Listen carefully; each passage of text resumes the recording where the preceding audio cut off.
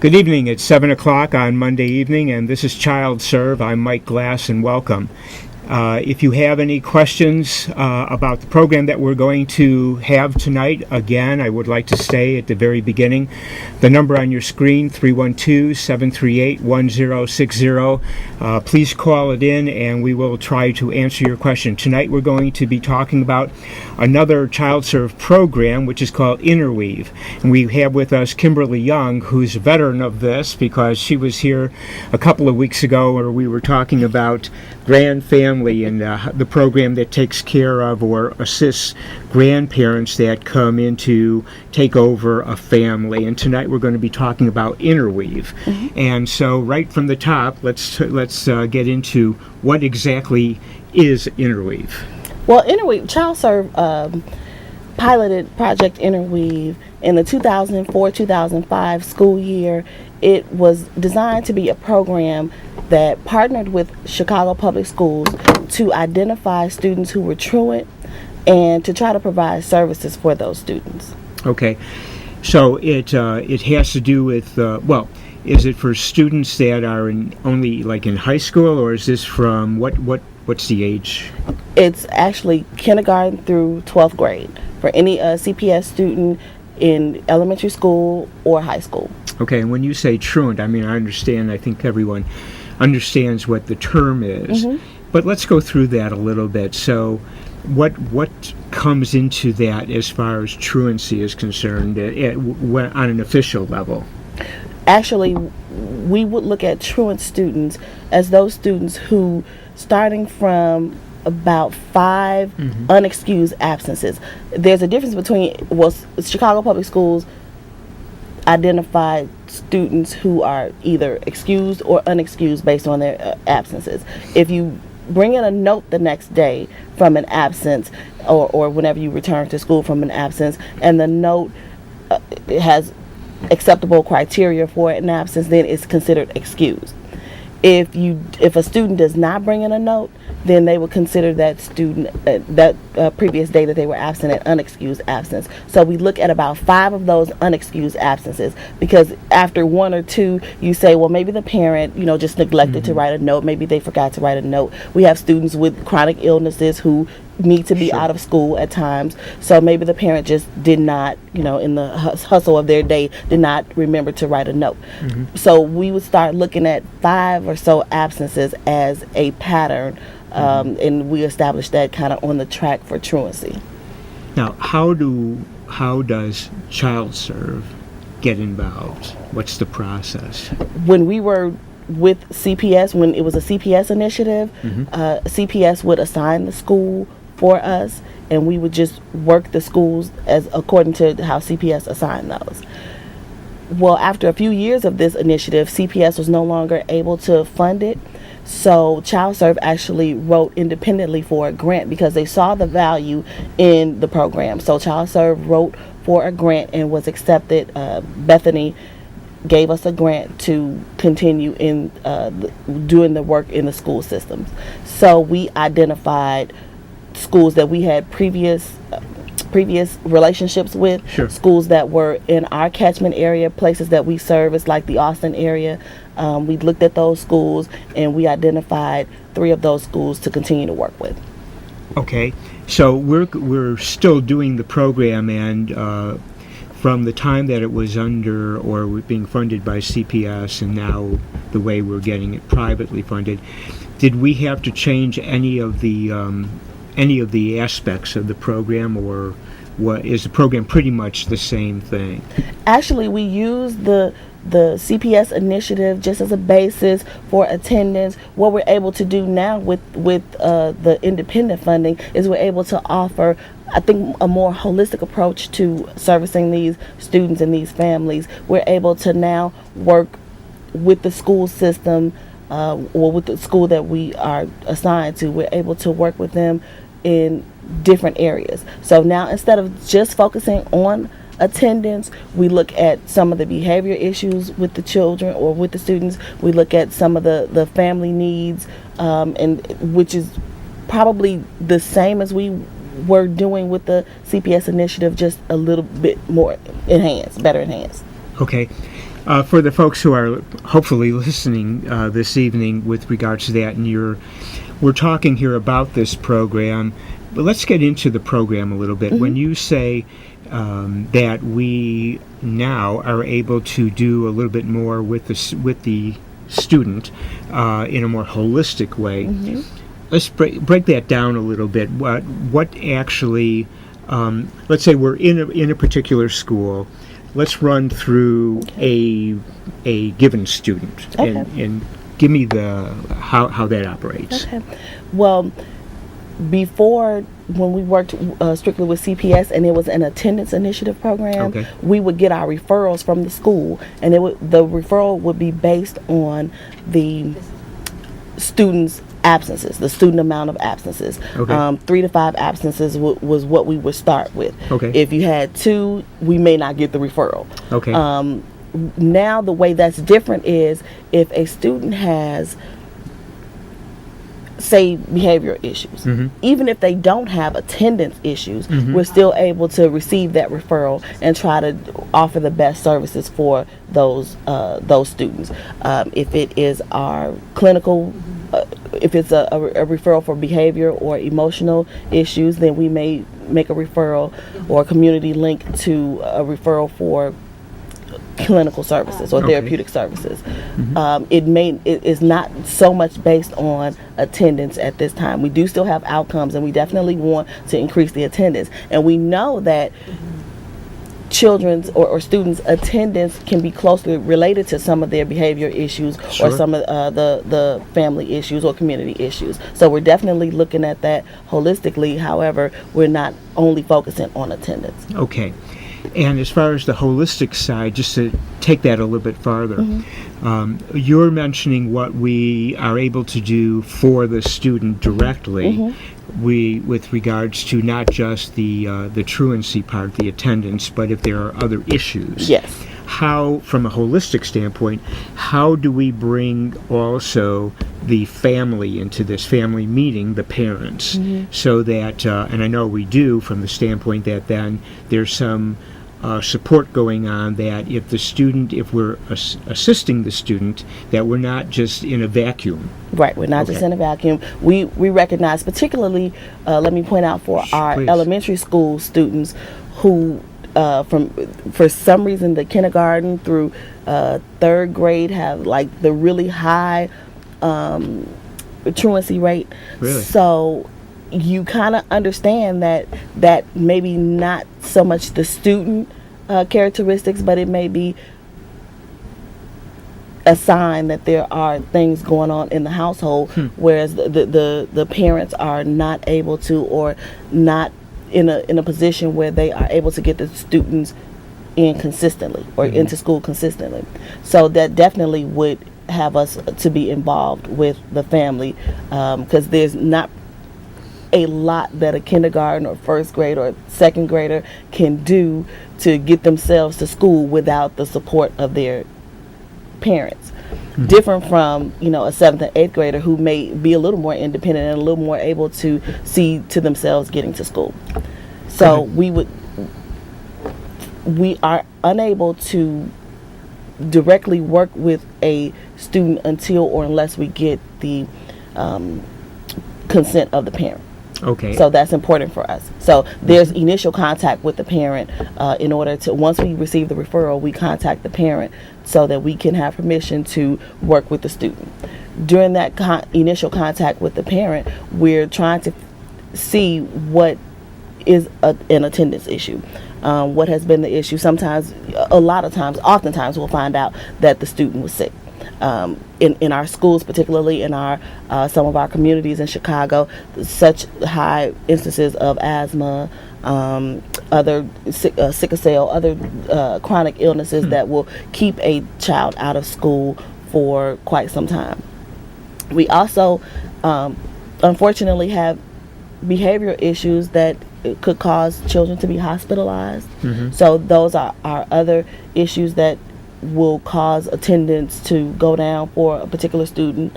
So we try to figure out what the reason for the attendance issue is. Once we figure that out, then we offer services to the family. Our initial service offered is an assessment of needs, because sometimes a family doesn't understand what their needs are. So when the coordinator will go into the home or have the parents to come to the school, and we have a series of questions that we ask to try to see where this family is in terms of how they can be we can better assist them with helping their child get to school. Also, if there is not necessarily an attendance issue, but there's a behavior issue, we also want to see, is this behavior going on at home? Is there something that we can do for the family in order to help the child's behavior so that he or she can have better success at school? That's a lot of information we have given, which is fine. But what I want to do along those lines, and I think we might have briefly mentioned it at the very beginning of the program, let's talk just a minute about where we operate. Okay.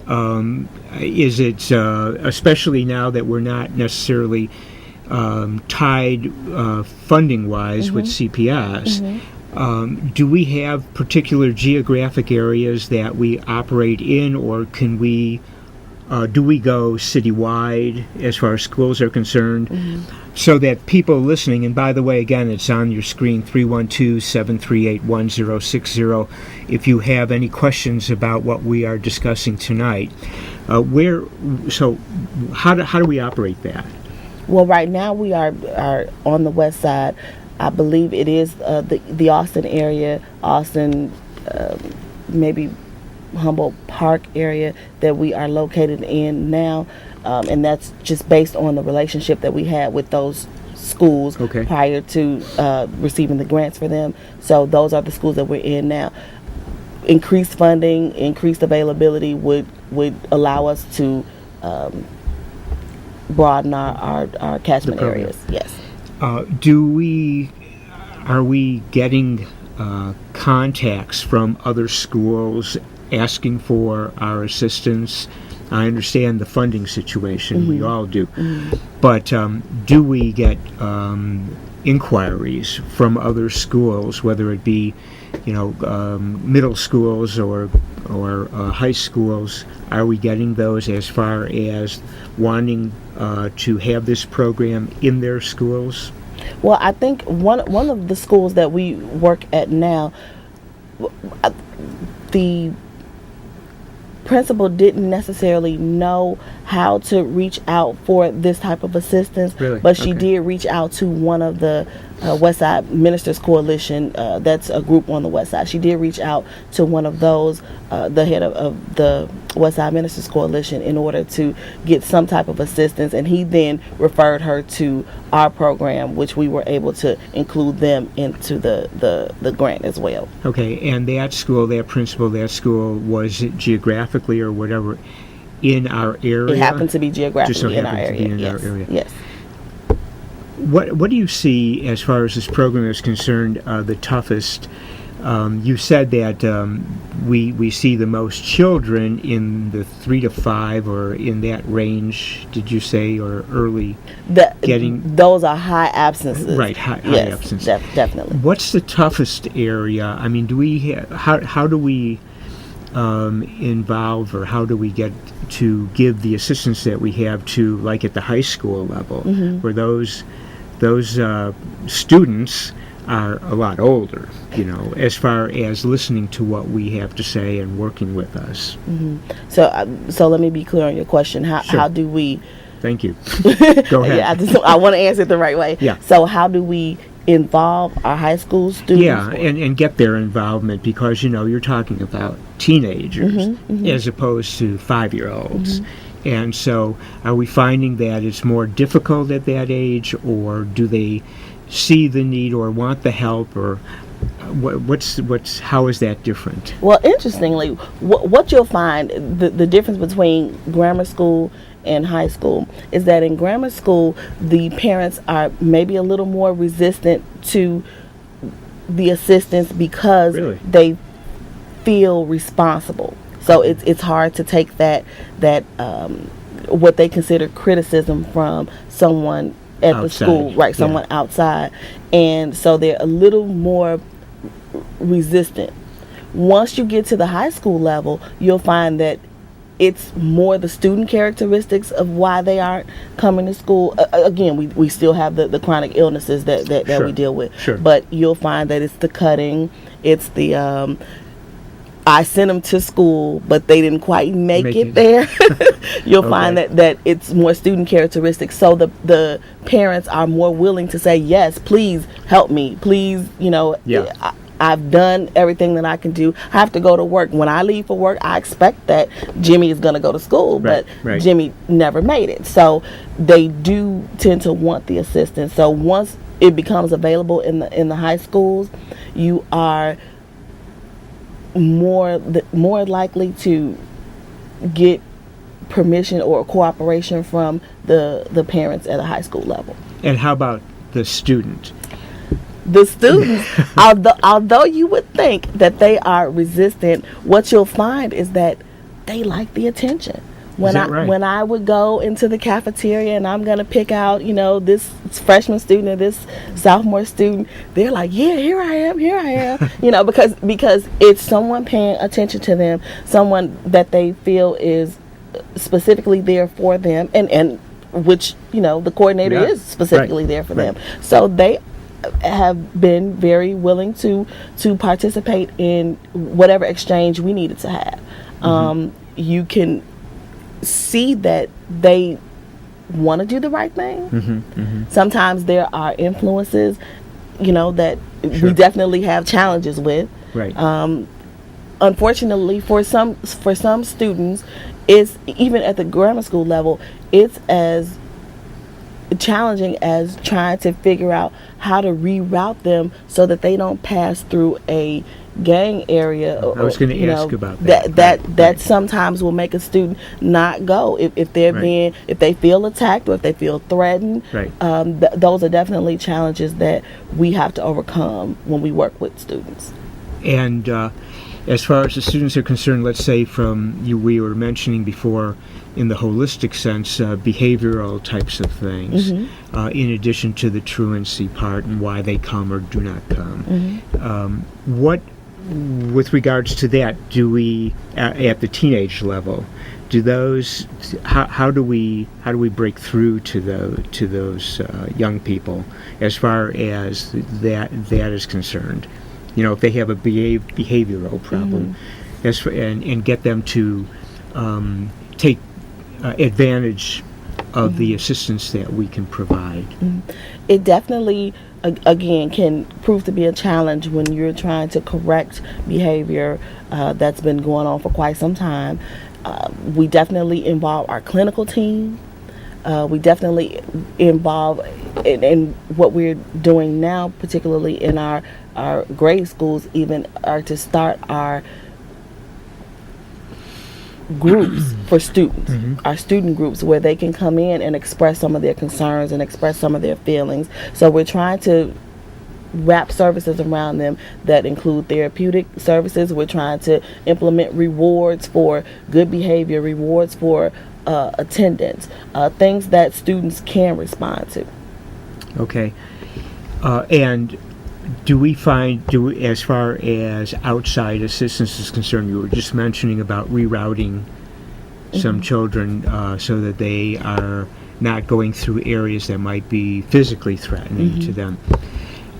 Do we, within our program, reach out to authorities in the area, not only the police, but also perhaps churches? I mean, speaking of a comprehensive program, are we doing that as well as what we do with the family and internally? Once we identify that is a reason for truancy, we definitely reach out to the community in order to be assistance for these families. Sometimes, however, you will have students who pretty much have to transfer because of family involvement in certain gang activity or certain activity in their community.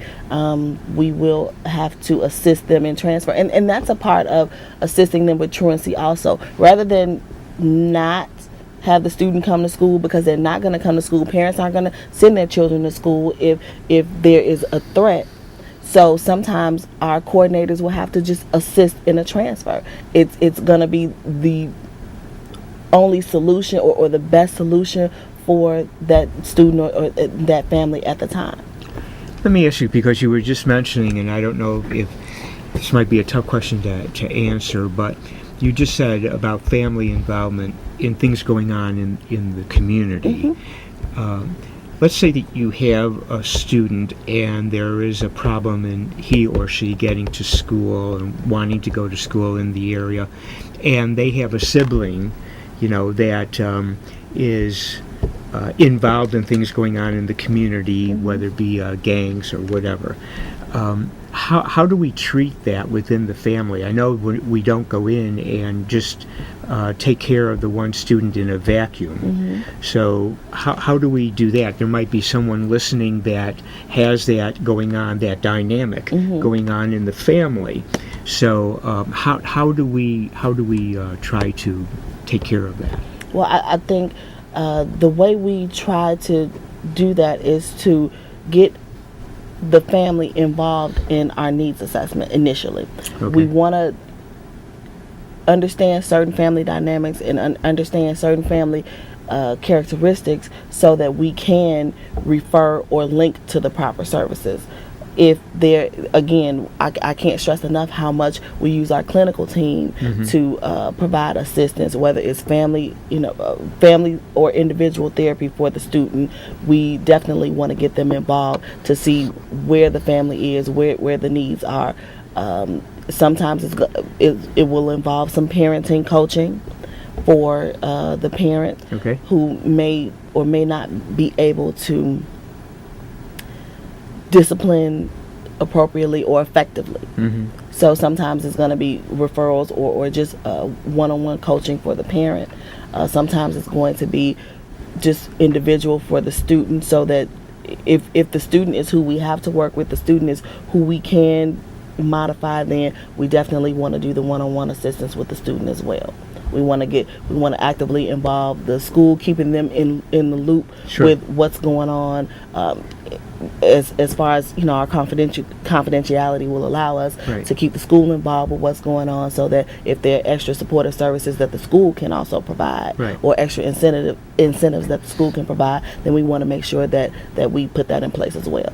How difficult is it if in fact we find, and the suggestion we make is that the student involved needs to transfer because of what's going on in the community, and it's not going to get any better? So where do we fit in there, if you can, and how difficult is that to literally physically have to move a student to another place, another school? Well, the one instance that I can think of right offhand is very difficult. The family had about 6 children that were still in the school. Wow. 6 children still in the school. The maybe 2 or 3 had graduated previously, so they've pretty much, a generation has gone through this particular school, and one of the prior students at the school is actually the person that is maybe involved in certain things, and so for that reason the family did have to transfer. It's difficult for the children, of course, to make that transition, but for the parent who feels like the best thing she has to do, she definitely has to choose between the lesser of 2 evils. Do I uproot my family, or do I continue to allow them to miss school? So she made a choice that she felt was the best for her family, and we have to respect that as such, because ultimately she knows what's going on in her household or what's going on in her community. Right. So when they make that decision, the best thing that we can do is keep them informed about their options, make the transfer as simple as possible, so that they can go ahead and hopefully have a better or more success at school. And we work with the schools. We are housed inside the schools. The receiving and the sending school to work for that student going forward. Yes. Okay. We're almost out of time, and I want to thank Kimberly for coming by again, and I hope you got the information that you possibly needed, and we look forward to seeing you and talking with you, hopefully again next Monday evening at 7 o'clock. Thank you very much, and have a good evening.